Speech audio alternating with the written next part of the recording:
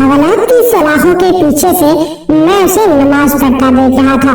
وہ 25-26 سال کا خوبصورت نوجوان قتل کے مقدمے میں 2 دن پہلے ہی یہاں آیا تھا، جہاں سے چند دن بعد عدالتی کارروائی کے مکمل ہوتے ہی اسے جیل منتقل کیا جانا تھا۔ اس کے خلاف کیس کافی مضبوط تھا، اس لیے گمان غالب تھا کہ 1-2 پیشیوں کے بعد ہی اسے سزائے موت سنائی جائے گی۔ میں ایک پولیس والا ہوں اور پہلے دن سے ہی میرا رویہ اور لہجہ اس کے ساتھ کافی سخت رہا تھا، لیکن اس کے لبوں پر ہمیشہ ایک دل موہ لینے والی مسکراہٹ ہوتی تھی اور ہمیشہ وہ مجھے بڑا سمجھتے ہوئے ادب سے اور نرم لہجے میں بات کرتا تھا، اور مجھ جیسا سخت انسان بھی 2 دن میں ہی اس کے اچھے اخلاق کے سامنے ہار گیا تھا۔ اب وہ سلام کرنے کے بعد دعا مانگ رہا تھا، میں اسے دیکھتا ہی رہ گیا۔ وہ اس طرح خشوع و خضوع سے دعا مانگ رہا تھا، یوں لگتا تھا جیسے وہ جس سے مانگ رہا ہے وہ اس کے بالکل سامنے بیٹھا ہے۔ دعا کے بعد اس کی نظر مجھ پر پڑی تو اس کے لبوں پر پھر وہی مسکراہٹ نمودار ہوئی۔ وہ اٹھ کر میرے پاس آیا اور ہمیشہ کی طرح میرا حال احوال پوچھا۔ آج خلاف معمول میرا لہجہ کافی نرم تھا۔ باتوں کے دوران میں نے اس سے پوچھا کہ کیا واقعی اس نے قتل جیسا جرم کیا ہے، کیونکہ مجھے اس کی معصومیت سے نہیں لگ رہا تھا کہ وہ قتل جیسا جرم کر سکتا ہے۔ ایک انسان کا قتل پوری انسانیت کا قتل ہے، تو پھر میں ایسا گھناؤنا جرم کیسے کر سکتا ہوں؟ اس نے مسکراتے ہوئے جواب دیا۔ تو پھر میں نے سوالیہ نظروں سے اس کی طرف دیکھا۔ وہ بولا، جب اللہ اس دنیا میں کسی کو اختیارات دیتا ہے تو اکثر لوگ بھول جاتے ہیں کہ یہ اختیارات اللہ کی طرف سے امانت ہے۔ وہ ان سب کو اپنا کمال اور حق سمجھ بیٹھتے ہیں۔ میرے ساتھ بھی ایسا ہی ہوا ہے۔ ہمارے علاقے کے ایک بااثر انسان نے قتل کر دیا تھا اور اتفاق سے میں وہاں سے چند قدم دور تھا۔ اس نے الزام مجھ پر لگایا اور جھوٹے گواہ بھی تیار کر لیے، اور اب میں یہاں پہ ہوں۔ مجھے دکھ سا ہوا تو تمہارے گھر والوں نے کچھ نہیں کیا؟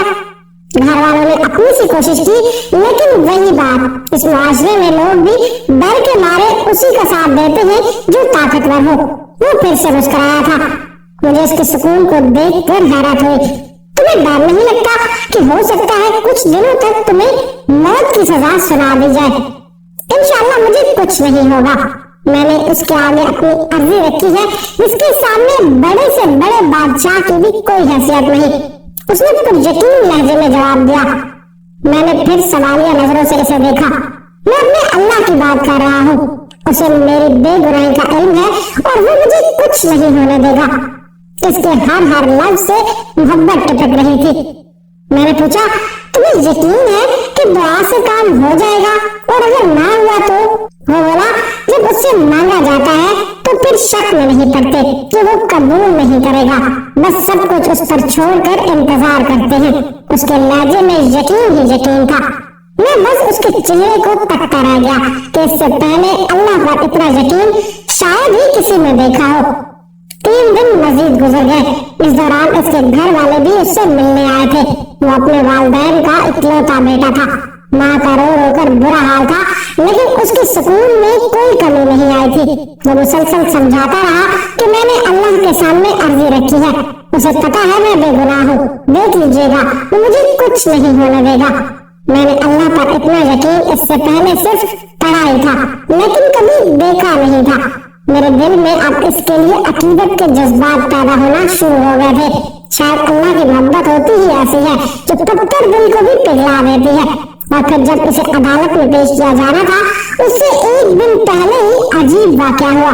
جس شخص نے خود قتل کر کے الزام اس پر لگایا تھا، وہ اپنی بیوی اور اکلوتے بچے کے ساتھ گاڑی میں کہیں جا رہا تھا۔ کیسے ایک خوفناک حادثہ پیش آیا، جس کے نتیجے میں اس کی بیوی اور بچہ تو موقع پر ہی جاں بحق ہو گئے، جبکہ اسے شدید زخمی حالت میں ہسپتال منتقل کیا گیا۔ کافی گھنٹوں بعد ہوش میں آنے کے بعد اسے بیوی اور بچے کے مرنے کی خبر ملی تو اس کی حالت مزید بگڑ گئی۔ اس جانکاری کے عالم میں اسے کچھ یاد آیا۔ اسے چیخ کر قریب موجود ڈاکٹر کو اس کی ویڈیو بنانے کا کہا۔ بار بار اصرار پر ڈاکٹر نے نرس کو ویڈیو بنانے کا اشارہ کیا تو اس نے ویڈیو میں بڑی مشکل سے اپنے جرم کا اعتراف کیا اور اس نوجوان کو بے گناہ قرار دے کر ہاتھ جوڑ کر معافی بھی مانگی۔ उसने डॉक्टर से वादा लिया कि वो ये वीडियो जरूर पुलिस स्टेशन लेकर जाएगा। शायद बीवी बच्चे के मरने के बाद वो अपनी हालत का इल्म हो जाने के बाद इस गुनाह को साथ लेकर मरना नहीं चाहता था। इधर वीडियो पुलिस स्टेशन पहुंची, उधर वो आदमी मर गया। आज अदालत में इसकी पेशी थी। अदालत के सामने उसकी बेगुनाही का नाकाबिले तरदीद सबूत वीडियो की शक्ल में मौजूद था, लिहाजा उसे बाइज्जत बरी कर दिया गया। मैं कमरे अदालत में खड़ा गुमसुम सा सोच रहा था कि अल्लाह इन बंदों की जो सही मानों में इस पर यकीन लाते हैं उनकी ऐसे भी मदद करता है। उसकी हथकड़ियां खोल दी गई थी और मां रोते हुए उससे निपट गई थी। बाप की आंखों में भी आंसू थे, आज उसकी आंखों में भी आंसू थे, शायद इस वजह से कि अल्लाह ने उसे इन हालात में तन्हा नहीं छोड़ा था और इस तरह से इसकी मदद की थी जिसका किसी को वहमो गुमान में भी नहीं था। और मुझे याद है मुझसे मिलने के बाद जब वो जाने लगा था तो मैंने उससे कहा था वो कोई ऐसी बात बता कर जाए जिसे मैं हमेशा याद रखूं। तो उसके अल्फाज थे कि अल्लाह से बढ़कर कोई हमदर्द और दोस्त नहीं। जब भी कोई मुश्किल पेश आए उसी से मांगे और फिर यकीन भी रखे कि वो कबूल करेगा। वो महज किसी सोच या तसव्वुर का नाम तो है नहीं, बल्कि वो तो एक जिंदा हकीकत है। वो इस वक्त भी हमारे साथ है और शायद से भी करीब है। वो हमें देखता रहता है कि मुश्किल में हमारा रद्द अमल क्या होगा, और जो उससे मांग कर शक में नहीं पड़ते अल्लाह भी इन्हें कभी तन्हा नहीं छोड़ता। ऐसे तरीकों से उसकी मदद करता है कि अकल हैरान रह जाती है। वो वापस जा रहा था और मुझे यूं महसूस हो रहा था जैसे मैं आज ही मुसलमान हुआ हूँ, तो जैसे मैंने आज अपने अल्लाह को पा लिया है। बस अगर आपको ये कहानी पसंद आई है तो हमारे चैनल को जरूर सब्सक्राइब करें और इस वीडियो को लाइक करने के साथ साथ अपने दोस्तों के साथ शेयर करें। अल्लाह आपका हामी